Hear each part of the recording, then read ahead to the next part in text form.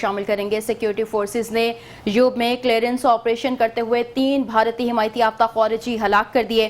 ISPR کے مطابق security forces نے 10 اور 11 اگست کی درمیانی شب بھی پاک افغان سرحدی علاقہ سمباس میں آپریشن کیا، جس میں فتنۃ الہندوستان کے 3 دہشت گرد مارے گئے۔ 4 روز میں مجموعی طور پر 50 دہشت گرد مارے گئے۔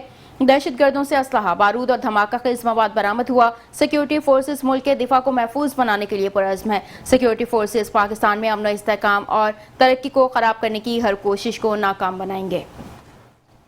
آپ کو بتا رہے ہیں سیکیورٹی فورسز نے یوب میں کلیئرنس آپریشن کرتے ہوئے 3 بھارتی حمایتی یافتہ خارجی ہلاک کر دیے۔ ISPR کے مطابق سیکیورٹی فورسز نے 10 اور 11 اگست کی درمیانی شب بھی پاک افغان سرحدی علاقہ سمباس میں آپریشن کیا، جس میں فتنۃ الہندوستان کے 3 دہشت گرد مارے گئے۔ 4 روز میں مجموعی طور پر 50 دہشت گرد مارے گئے۔ دہشت گردوں سے اسلحہ، بارود اور دھماکہ خیز مواد برآمد ہوا۔